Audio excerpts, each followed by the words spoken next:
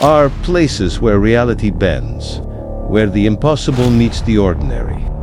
Tonight, you will cross the thin line between what we know and what we fear to know. Prepare to enter a territory beyond sanity, beyond logic, beyond the common.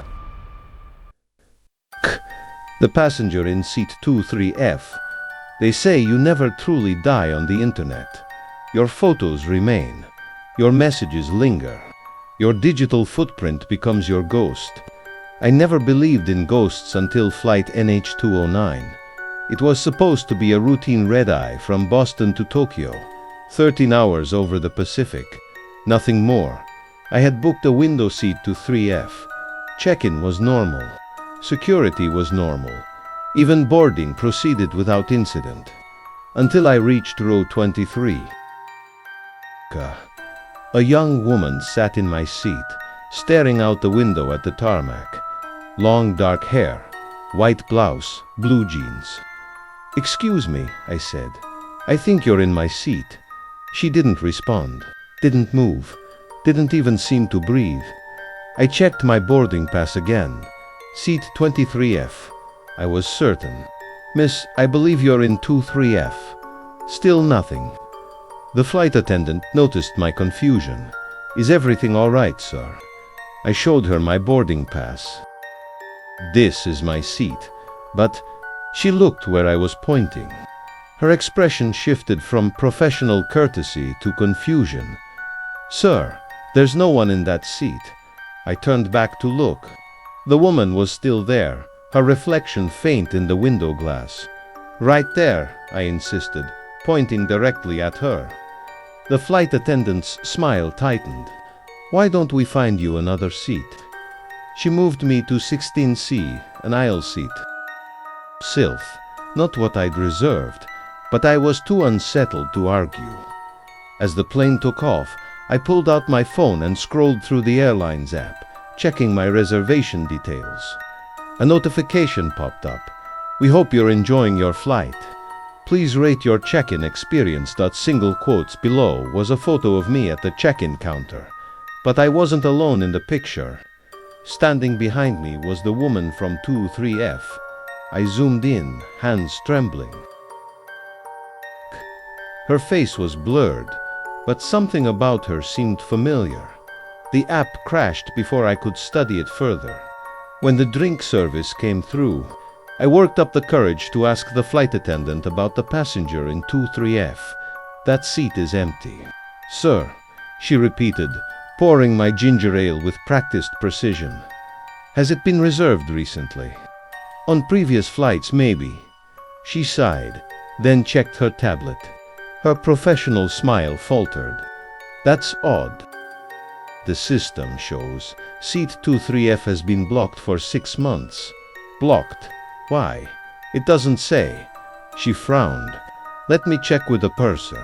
She never came back. A different attendant served our section for the rest of the flight, somewhere over the Pacific, with most passengers asleep. I made my way back to row 23. The woman was still there, in my original seat, still looking out the window. Except now we were 37,000 feet over open ocean. See, there was nothing to see but darkness. I took the empty middle seat beside her. "Who are you?" I whispered. Slowly, she turned.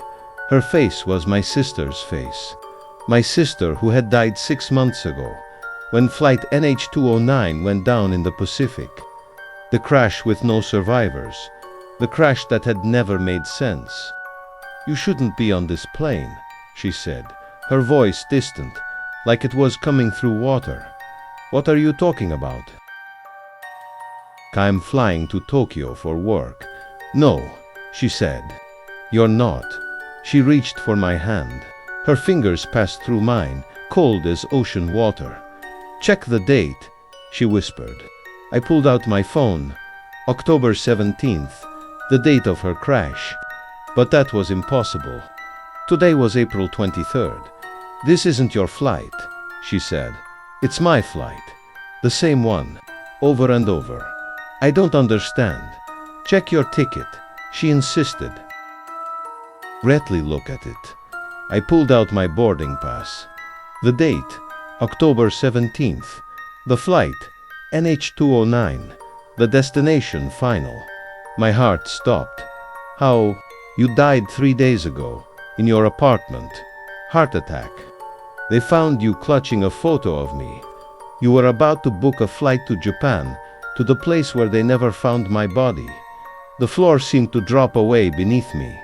That's not possible, I whispered. I packed. I went to the airport. I boarded this plane. Yes, she nodded.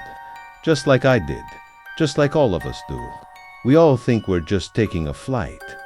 She gestured around the cabin. For the first time, I really looked at the other passengers. A businessman typing on a laptop that displayed only static. An elderly woman knitting with no yarn. A child watching the seatback screen that was not turned on. None of them were really there. Or rather, all of them were exactly where I was. In between, what happens now? I asked, my voice barely audible. My sister turned back to the window. For most, we land somewhere eventually. But I've been waiting for you. For me. Why? Because you never believed I was gone. You kept looking. You couldn't move on. She placed her hand against the glass. And neither could I. Outside, the clouds parted.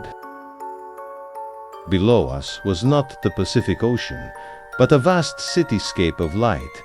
Neither Tokyo nor Boston, nor any place I recognized. Is that? I don't know, she said.